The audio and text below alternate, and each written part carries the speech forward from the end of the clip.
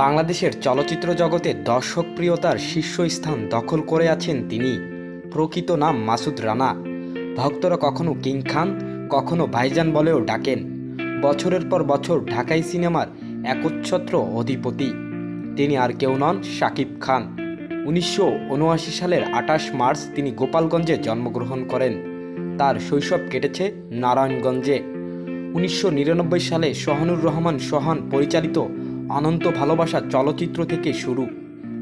সিনেমাটি বাণিজ্যিকভাবে খুব একটা সফল না হলেও নায়ক হিসেবে শাকিব খান চলচ্চিত্র সংশ্লিষ্ট ব্যক্তিদের দৃষ্টি আকর্ষণ করেন। যাত্রা শুরুর পর থেকে আর পেছনে ফিরে তাকাননি তিনি।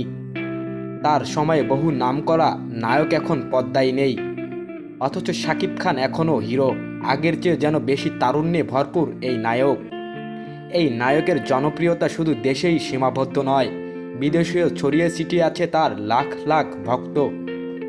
টলিউডে তার পরিচিত রয়েছে, যদিও অভিনয় জীবনে চূড়ান্ত সফল হলেও তার ব্যক্তি জীবনে নিয়ে আছে সমালোচনাও। ঢালিউড অভিনেত্রী অপু বিশ্বাস এবং পরবর্তীতে শবনম বুবলির সঙ্গে ব্যক্তিগত জীবন জড়িয়ে বিতর্ক তৈরি করেছেন নায়ক। দুই নায়িকার ঘরেই আছে শাকিব খানের দুই সন্তান, জয় এবং বীর। অপু বুবলির সঙ্গে বৈবাহিক সম্পর্ক না টিকলেও সন্তানদের দেখভাল করছেন শাকিব। নিয়ম করে সময়ও দেন। দুই সন্তানকে ভালোবাসেন শাকিব।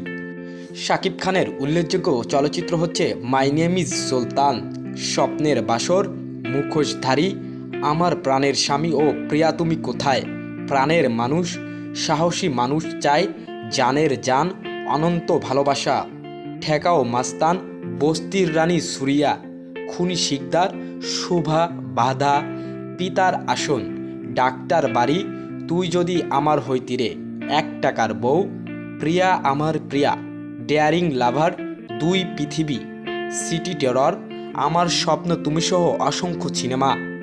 পেয়েছেন বহু সম্মাননাও। অভিনয়ের স্বীকৃতি হিসেবে 2012 সালে ভালোবাসলেই ঘর বাঁধা যায় না, 2014 সালে খোদার পরে মা এবং 2016 সালে আরও ভালোবাসবো তোমায়, 2017 সালে সত্তা ছবির জন্য শ্রেষ্ঠ অভিনেতা হিসেবে জাতীয় চলচ্চিত্র পুরস্কার পেয়েছেন শাকিব খান।